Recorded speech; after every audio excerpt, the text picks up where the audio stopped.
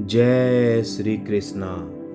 महाभारत के रचयिता महर्षि वेद व्यास के जन्म की कहानी, कैसे ऋषि पराशर और नाव चलाने वाली सत्यवती के बीच संबंध बने और उन्होंने एक महापुरुष को जन्म दिया।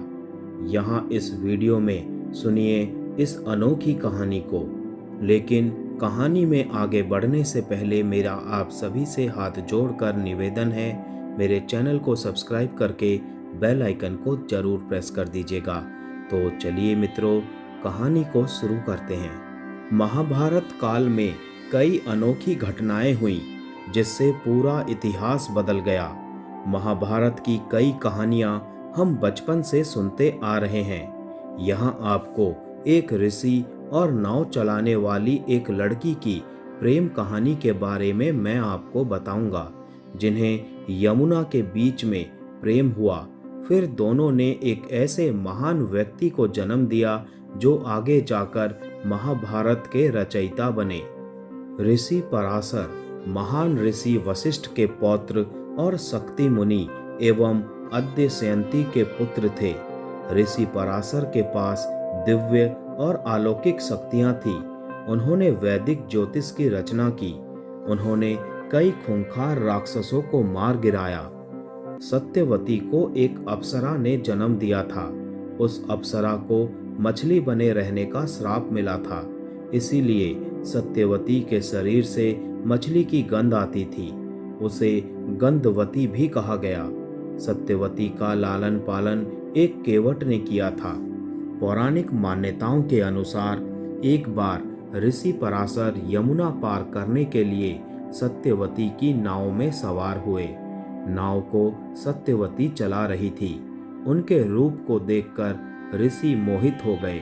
ऋषि पराशर ने सत्यवती के सामने सहवास का प्रस्ताव रख दिया।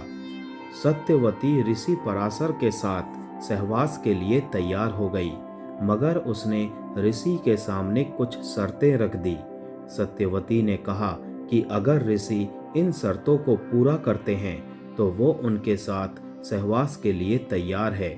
सत्यवती की पहली शर्त थी कि उन्हें सहवास करते हुए कोई ना देखे। ऋषि ने ये शर्त मान ली और अपनी दिव्य शक्ति से घने कोहरे का कृत्रिम आवरण बना दिया। सत्यवती ने फिर कहा कि उसकी कौमार्यता किसी भी हालत में भंग नहीं होनी चाहिए। ऋषि ने आश्वासन दिया कि सहवास के बाद उसकी कौमार्यता वापस आ जाएगी। सत्यवती ने ऋषि पराशर के सामने एक और शर्त रखी।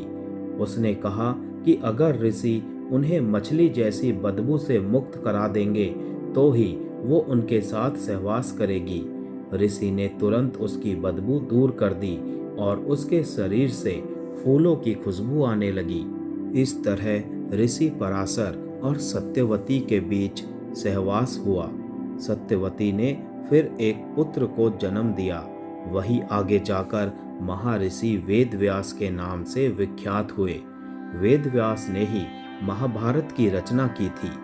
कहते हैं कि सत्यवती का वो पुत्र जन्म के तुरंत बाद ही बड़ा हो गया और फिर सुनसान द्वीप पर तपस्या करने चला गया। तपस्या के दौरान उसका रंग काला हो गया, इसीलिए उसे कृष्ण द्वैपायन भी कहा जाने लगा। द्वैपायन उस द्वीप का नाम था।